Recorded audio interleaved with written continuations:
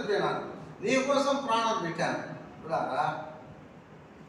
ఎప్పుడు అర్థమైందంటే, ఎప్పుడు అర్థమైంది తెలుసా నాకు? యేసు ప్రభు దేవుడు అనే సంగతి. ప్రార్థనకు రమ్మంటే ప్రార్థనదయ్యా, ప్రార్థనకు వచ్చేదన్నాను. సరే, దేవుడు ఆకర్షించాడు నన్ను. ఎట్లా ఆకర్షించాడంటే, వినదకు ఎవరు చెప్పినా అరే మంచి మాట తెలుసు కదా పోయి అని ఆకర్షించాడు దేవుడు. సరే, ఆకర్షించాడు, మందిరాన్ని కూర్చాను. వచ్చిన తర్వాత పాటలు పాడినసేపు బాగా విన్నాను. పాటలు అయిన తర్వాత మన దేవుడు కాదు వాళ్ళు చెప్పేది, వాళ్ళ దేవుళ్ళు వాళ్ళ దేవతలు చెప్పుకుంటారా, మన దేశంలోనే చెప్తారు. ఇక అందరూ చెప్పరు కదా, మనం ఎందుకు తినాలా? అందుకని చెప్పి ముందు కూర్చొని హాయిగా నిద్రపోయినా. ఎందుకు? ఇష్టం ఉంటే కదా. సరే, మొదటి రోజు అయిపోయింది. రెండో రోజున మళ్ళీ ఆకర్షించాడు దేవుడు. ఎట్లా ఆకర్షించాడు? నిన్న నిద్రపోయినాం, మనకేం అర్థం కాల, ఈ రోజు పోయి ఆలకించాలా అని వచ్చాను.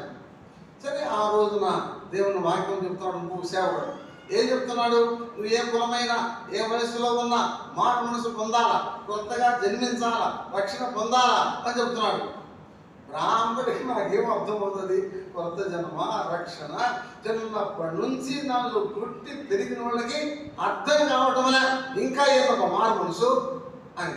అట్లాంటిది బ్రాహ్మడికి నాకేం అర్థం కాల. నేను అనుకున్నాను, కొత్త జన్మ అంటే, రక్షణ పొందడం అంటే, తిరిగి జన్మించడం అంటే ఒక అబద్ధం ఆడకూడదు, ఒక చెడ్డ మాట మాట్లాడకూడదు, ఒక సినిమా చూడకూడదు, ఒక అబద్ధం ఆడకూడదు. ఈ భక్తి మనకెట్లా కుదురుతుంది? మన దేవుళ్ళంతా చూడలే మనకు చెప్పినారు, పర్మిషన్ ఇచ్చినారు. ఏమైనా పర్మిషన్ ఇస్తే తెలుసా? ప్రాణమాన విత్త భంగమందు ఆడి మొక్కవచ్చు. లైసెన్స్ ఉందమ్మా మాకు. దేనికి?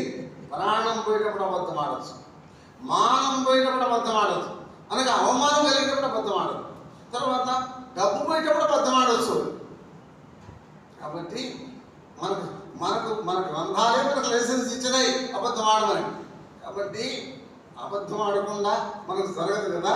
మనం ఈ భక్తులు మనం ఉండలేము అనుకున్నా. అది రెండో రోజు అయిపోయింది. మూడో రోజు ఏం జరిగిందంటే, సరే 2 రోజులు పోయినా ఈ రోజు కూడా పోదామని వచ్చాను. అంటే ప్రభు ఎట్లా ఆకర్షిస్తున్నాడు చూడండి. ఇష్టం లేకపోయినా, బ్రాహ్మణైనా, మన కులం కాదనుకున్నా, రాకూడదు అనుకున్నా, ప్రభు ఎట్లా ఆకర్షించాడు. 3 రోజులు వచ్చాను. వచ్చిన తర్వాత 10:30కు వచ్చాను. 11, 12, 1 గంట అయిపోతుంది. బాప్తిసాలు ఆ రోజు చెప్తున్నాడు. ఇంకా ఆఖరణ చెప్పాడు. పిరికి వారు, అవిశ్వాసులు, అసహ్యులు, నరహంతకులు, వ్యభిచారులు, మాంత్రికులు, విగ్రహారాధికులు, అబద్ధికులు అందరూ అగ్ని గంధములతో మండుగుండములో పాలు పొందుదురు. ఇది 2వ మరణము. ఈ వాక్యం చదివాడు సేవకుడు. చదివిన తర్వాత ప్రభు ఆకర్షించాలా, అది మన అంశం.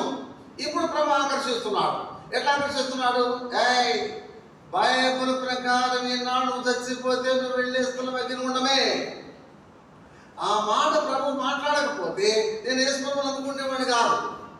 ఆ రోజు ప్రభు మాట్లాడి నా జీవితంలో ప్రభు దర్శించాడు. అది తను ప్రభు ఆకర్షించడం, నడిపించడం, మీటింగులకు రప్పించడం, దేవుని దగ్గరికి రావడం అనేటువంటిది ఇవన్నీ ఆకర్షణలో భాగమే. అయితే ఈనాడు చచ్చిపోతే నీకు అగ్నిగుండమే.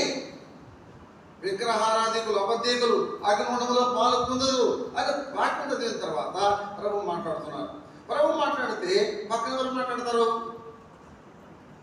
అంతే ఆపోజిట్ ఎవరమ్మా? సైతాన్ ఏం మాట్లాడుతుంది సార్? అసలు మనం బ్రాహ్మణం, ఎన్నో జన్మలు పుణ్యం చేసుకుంటే మనకు బ్రాహ్మణం దక్కింది. మనం ఎందుకు నరకానికి పోతాం, మనం ఎందుకు అగ్నికి పోతాం, మనం పరలోకానికి పోతాం అనుకుంటున్నా. కానీ ప్రభు మాట్లాడుతున్నాడు. బైబిల్ ప్రకారం విగ్రహారాధికులు, అబద్ధికులు ఆగమనంలో పాలు పొందాలి. అప్పుడు మళ్ళీ ఏమన్నా సైతానుడు అంత సులువుగా లోపట్టేస్తున్న సైతానుడు ఏమవుతుంది సార్? నీ వయసు ఇప్పటికి 19 సంవత్సరాలే కదా, ఎప్పుడప్పుడు చచ్చిపోతావా? చచ్చిపోయేలో చూసుకొచ్చులే అనుకున్నా. రాత్రి అయిపోయింది. ప్రభు నన్ను ఆకర్షిస్తున్నాడు. నా స్నేహితుడు ఇంకొక ఆయన పరిచయం చేశాడు.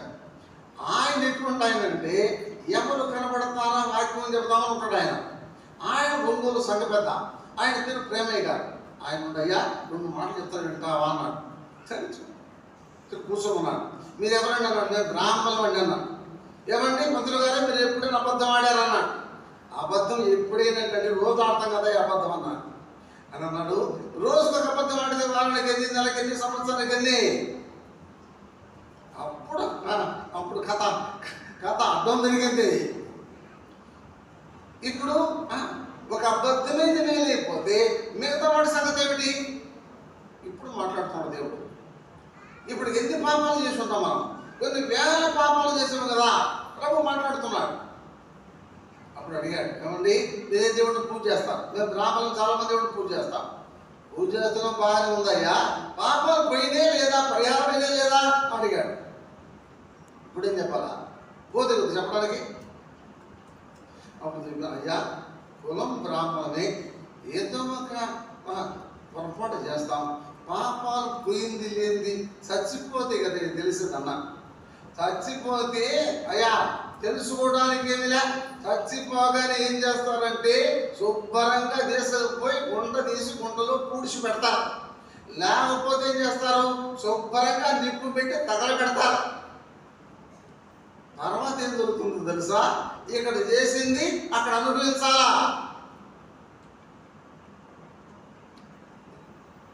మళ్ళీ అన్నాడు, అయ్యా మీరు నమ్ముకున్న దేవుడు ఎందుకు వచ్చారో తెలుసా లోకానికి అన్నాడు. అప్పుడు చెప్పాను, మేము నమ్ముకున్న దేవుడు భూలోకానికి ఎందుకు వచ్చారంటే దుష్ట శిక్షణ, శిష్ట రక్షణ అని అన్నా.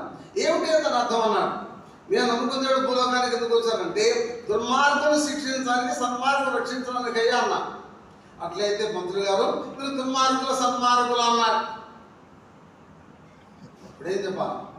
అరే బ్రాహ్మణ్ణి దేవుడితో లేచి స్నానం చేసి సంధ్యవాచ్య నైవేద్యం పెట్టి అభిషేకం చేసి పోయేవాడిని. ఒక జోలికి పోయేవాడిని కాదు, ఒక నీళ్ళు తాగేవాడిని కాదు, ఒక ముట్టుకునేవాడిని కాదు. నేను ఎట్లా దుర్మార్గుడని చెప్పాలా? ఇదంతా అయ్యే పనే. అప్పుడు ఆలోచన చేశాను, మనం ఎంత బ్రాహ్మణమైనా, ఎంత భక్తి ఉన్నా, ఎన్ని పూజలు చేసినా ఏదో ఒక అబద్ధం ఆడతాం, ఏదో చెడ్డమాట మాట్లాడతాం, ఏదో పొరపాటు చేస్తాం. కాబట్టి మనం ఎట్లా సన్మార్గులం? అప్పుడు చెప్పాను, అయ్యా కులం బ్రాహ్మణులమే కానీ ఏదో పొరపాటు చేసిన దుర్మార్గులమే కదా. దుర్మార్గులైతే పాపానికి శిక్ష ఏమిటో తెలుసా అన్నాడు.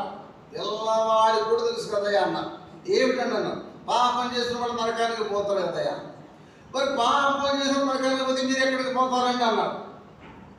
నా సంగతి నేను చెప్పాలి, ఎక్కడికి పోవాలి నేను? మర్యాదగా ఒప్పుకున్నాను, అయ్యా నేను కూడా నరకానికి పోతాను అయ్యా అన్న. అప్పుడు అన్నాడు ఆయన, అయ్యా నరకానికి పోవడం నీకు ఇష్టమేనా అన్నాడు. నాకు ఇష్టం లేదయ్యా అన్న. అప్పుడు చాలా కఠినమైన మాట చెప్పాడు. ఏం చెప్పాడు తెలుసా? నరకానికి పోవటం నీకు ఇష్టమున్నా, ఇష్టం లేకపోయినా చేసిన పాపాన్ని బట్టి నరకానికి పోవలసిందే అన్నాడు. ఇంకా ప్రశ్నించడానికి, వాదించడానికి అవకాశం లేకుండా చెప్పేశాడు. మళ్ళీ అన్నాడు, అయ్యా నరకం తప్పించుకుని మనం చెప్తాను వింటావా అన్నాడు. అప్పుడు చదివాడు బైబిల్, పాపులను రక్షించుటకు క్రీస్తు యేసు లోకమునకు వచ్చెను. ఇప్పుడు దాకా ఆయన ప్రశ్నించాడు, ఇక నేను ఆరంభించాను. పాపం చేసిన వాడు యేసు ప్రభువు ఎట్లా రక్షిస్తాడయ్యా అన్న. అప్పుడు చెప్పాడు, అయ్యా ఆయన దేవుడై ఉండి మానవ లోకానికి వచ్చాడు. దేవుడు కాబట్టి పాపం లేకుండా జన్మించాడు, పాపం లేకుండా జీవించాడు, మన పాపం కొరకే ప్రాణం పెట్టాడు. దేవుడు కాబట్టి చచ్చిపోయి మట్టికి మట్టి అయిపోలా తిరిగి లేచాడు. ఆ యేసు ప్రభువును నమ్ముకుంటే పాపాలు క్షమించబడతాయి, ఆ యేసు ప్రభువును నమ్ముకుంటే పరలోకానికి పోతాం. అప్పుడు ఆలోచన చేశాను. ఏమైనా ఆలోచన చేశాను తెలుసా? మనం బ్రాహ్మణం ఇంతమంది మనం పూజిస్తున్నాం కదా. ఎవరైనా సరే పాపం లేకుండా పుట్టిన దేవుడు ఎవరు? పాపం లేకుండా జీవించిన దేవుడు ఎవరు? మన పాపం కొరకే ప్రాణం పెట్టిన దేవుడు ఎవరు? చచ్చిపోయి లేచిన దేవుడు ఎవరు? అందరం మళ్ళాగానే జన్మించారు, మళ్ళాగానే జీవించారు, మళ్ళాగానే కొంతమంది వివాహం చేసుకున్నారు, మళ్ళాగానే కారణం తెలిసిపోయారు. అయితే యేసు ప్రభువు పాపం లేకుండా జన్మించాడు, పాపం లేకుండా జీవించాడు, మన పాపం కొరకే ప్రాణం పెట్టాడు. కాబట్టి యేసు ప్రభు నిజమైన దేవుడి సంగతి అర్థమైంది. అర్థమైతే సరిపోతా? అర్థమైతే చాలు. ఇప్పుడు పరమార్థం పొందాలా, పరమార్థంలోకి రావాలా. అప్పుడు ఇంటికి పోయి 1969 సంవత్సరం జూలై మాసం 29వ తారీఖు ఆదివారం సాయంకాలం ఇంటికి పోయి మోకరించాను. అప్పటి వరకు ఉంది ఏంది